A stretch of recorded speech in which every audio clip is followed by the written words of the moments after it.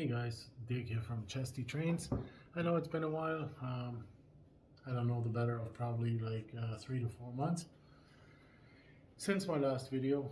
Didn't want to give quite such a long break, but work got busy, life got busy, weather got awfully nice. So things got in the way of model trains, at least in the way of making videos and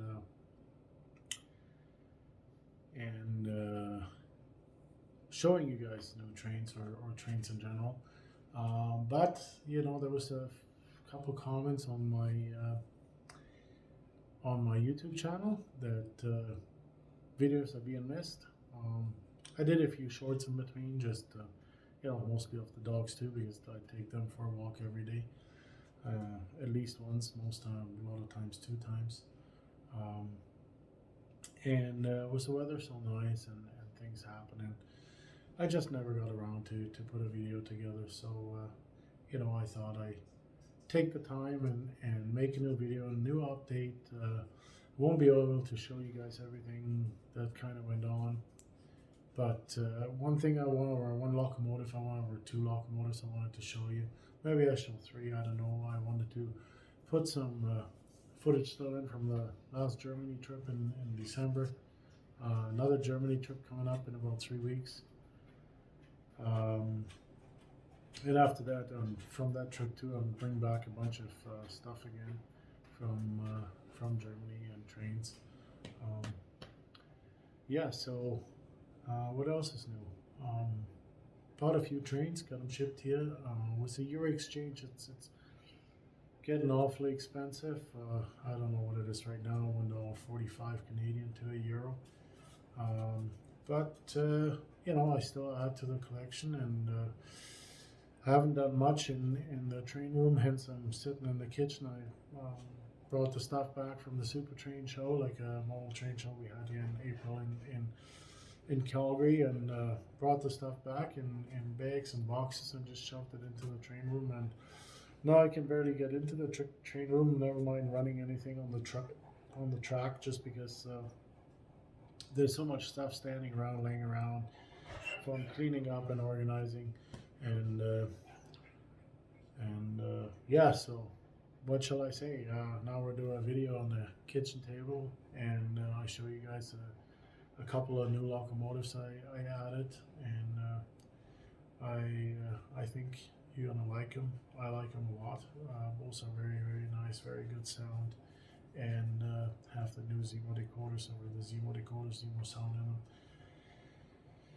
in them. And let's get right to it. If you guys have any questions, like always, write in the comments.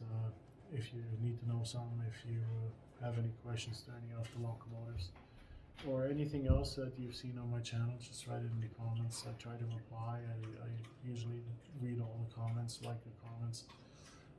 The ones I don't like, I don't like. But also, if you haven't subscribed yet, subscribe to the channel and give it a like, a thumbs up. And let's get right to it. Let's look at the first locomotive. I saved you guys the unboxing, but basically this locomotive comes in one of the new super secure Roco boxes with the screws inside, clips together, super sturdy, super good for transport, really nice box around it. And there it is. The class 188 from the Deutsche Bundesbahn, or respectively number 288. The article number is right there, and there's Odin. He's kind of hot. It's I think something like 28 degrees Celsius outside. So here's the Roco number from the locomotive. Super nice model. So this is not one locomotive, this is actually 2 locomotives. Motor, decoder, both sound decoders. Detailing on this set is fantastic. Okay, like you can look inside the cab there. I don't know how much we can see, but super nice, really nice, fine grills. The roof grills. The printing is awesome. You can read everything if you zoom in.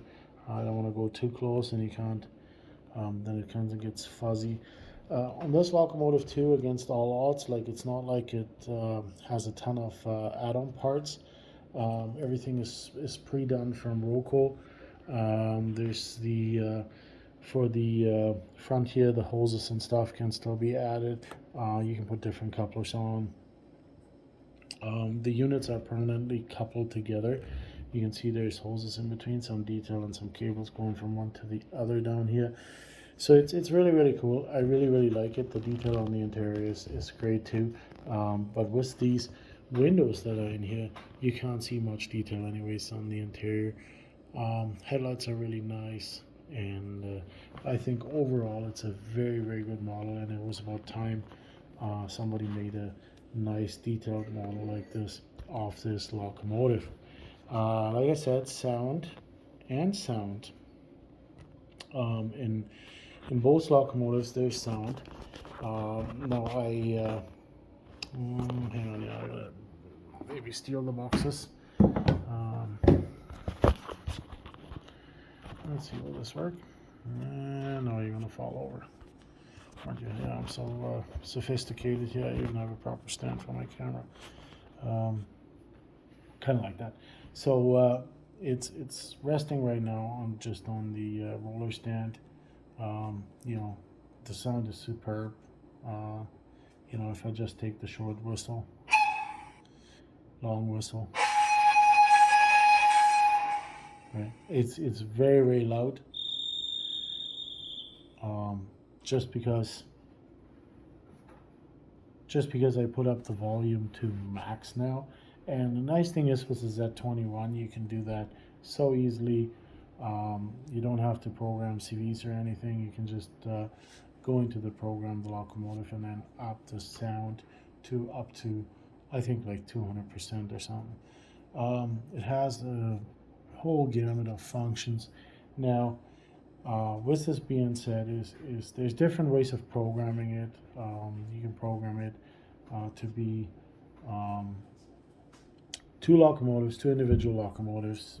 You make this whatever number 4, number 5, and then you give it consist address to make it number 6, for example, as a consist. So you can run it on the ECOS or on other systems, I guess, that don't recognize or they don't want one locomotive or two locomotives with the same address on the track. Now, with the Roco Z21, I went the easy way. I told the Z21 basically to program both decoders to the same address. Now, the leading locomotive always makes the sounds like whistle, you know, coupling noise, corner squeaking of the wheels or going over switches and stuff, whereas the other one just has the engine sound on. When you switch direction of drive, and then obviously the other leading locomotive takes all those functions and does them, and that's kind of automatically recognized, I guess, through the decoders, so that's kind of cool. If you program them as a consist and you have two separate addresses, then you can only reach the functions of one locomotive, if I'm not mistaken. But what I would suggest is there's a really good video from Roco, and I think by now the English version is out too on this locomotive, and it describes basically what you can program and how you can program it, and what's happening when you program it a certain way. There's also obviously this really nice thick booklet here with instructions in whatever, you know, 3 languages. I think there was a second one in another 3 languages or something like that. And it basically describes all of that too. Then you got the how to take the model out of the box. There's like a little thing that lays on top. Then there's like a little warning sticker that or note that was up on the top of the locomotive. Then you have some really nicely etched brass plates with the locomotive, and there's a little baggie with these parts for the buffers for the front and stuff.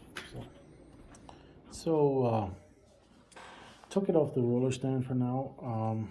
just wanted to show you guys a few functions of this model. Obviously it has whistles, signal horns, that's the short one. Long one has a conductor whistle. You can have the coupling and uncoupling noise.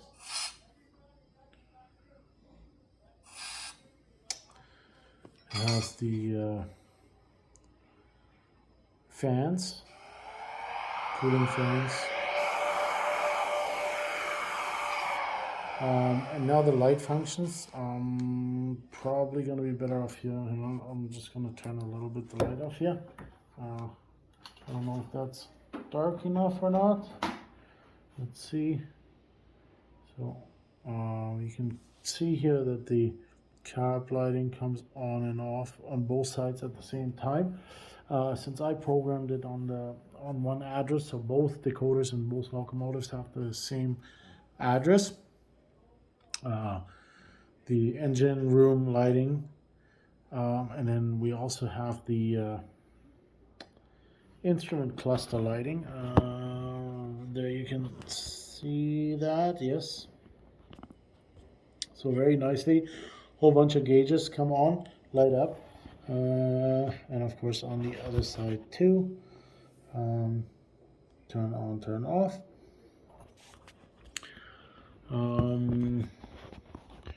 Then we have like the air compressor. We have a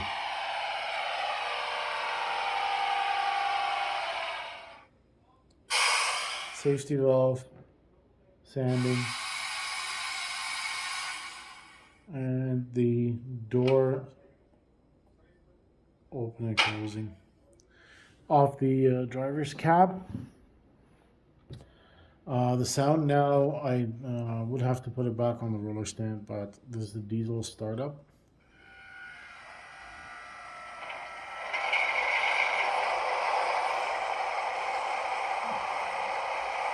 It's both decoders are programmed on the same address, but yet most times they start up a little bit delayed from each other. And I don't know if that's something that Roco programmed that way in the decoders, or if it's just by coincidence, because sometimes it sounds like it does start up at the same time, but most times they actually start up separately. Overall, I think it's a fantastic model. It's great. Just turn this back off. Obviously, you have other functions like muting. You can increase the RPM, like when you're pulling a load. You know, so that the engine RPM goes up. You have the squeaking or squealing of the axles when it goes around corners. You have the shunting function of slowing it down to a shunting speed. And what else do we have? Oh yeah, and then we have the plus and minus for the volume function, which is really nice. So basically, you can program the locomotive, and then in your menu, when you go on the Z21 and you read the driving behavior, you get this menu here. Let's see if I can do this right. So if I go here on read driving behavior, so now it should come up with the address and everything else. I hope it works. Yeah, so and then you get all these parameters, and of course you can change that, but the easiest one to do is like the volume here. So basically when you get it, it's at 100%. You just slide this over to 200%, and it makes it extremely loud. Now that being said, obviously most times or sometimes you don't want it that loud, so you can just go by and use the function keys on when you program it and you use the locomotive. So here is function 19 and function 20. So if you can adjust the volume of the locomotive with these while it's running on the track. So anyhow, this is like the latest addition to the collection. Now I haven't really broke it in yet. It's ran about half an hour each way on the roller stand, but since the track hasn't been free upstairs, the layout hasn't been open. I like breaking them in on the actual layout and going around the corners at the same time. So it seems to make a bit of a difference over the roller stand. So I'll have to do that still before we can really put some weight on this locomotive and let it pull a train and see how it performs. Overall, really nice. Both locomotives ends or both motors have a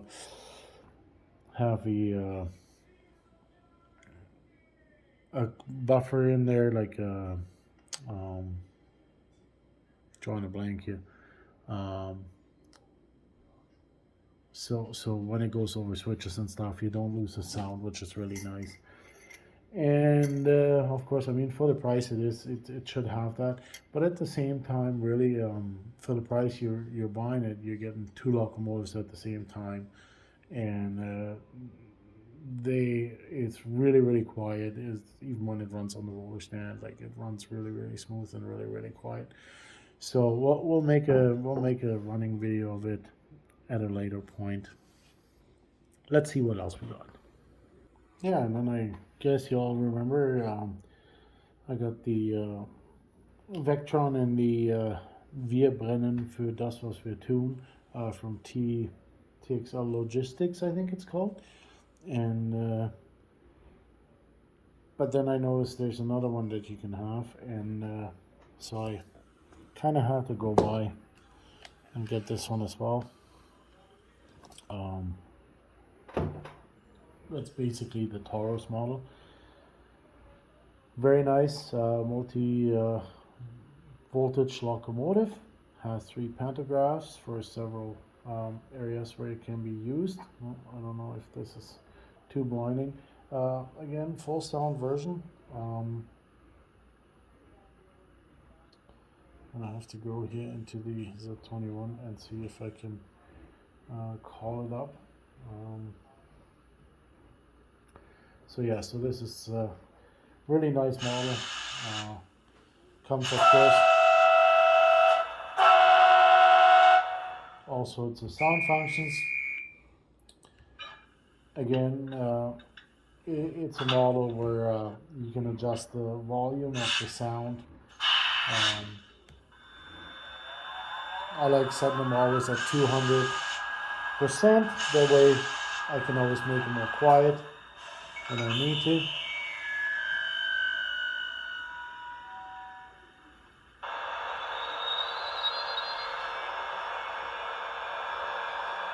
So same as the black one I bought, the Class 182.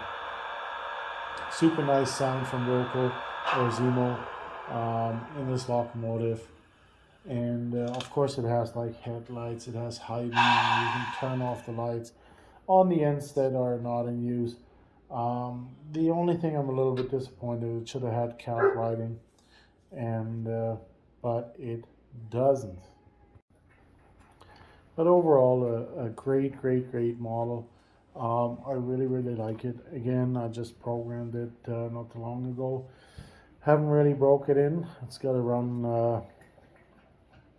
on the track for, probably like an hour each direction or something like that. I'll have to check the lubrication, because more and more Roco locomotives say in the instructions that you have to lubricate it when you get it first. So I'll have to check it on this one too. But and then of course, yeah, same pain in the butt as the other models, or well, not really a pain in the butt, but it's you have to add all the little details to it, like the handrails in the front, and the windshield wipers on the face, and you kind of have to add like the handrails by the doors, I believe, and So there's a few little extra parts that have to go on, and people complain, well, it's like buying a model kit or whatever. But in the end, like, you're getting a high quality model for what I think a decent price. Of course, there's always room to say it should be less money. It should be less money. But when you look at the dollar value compared to the euro, and you look at the you know I don't know, cost of these compared to how your food cost has risen and everything else. I don't think they too much out of lunch coming with all these decoders and stuff and all these functions.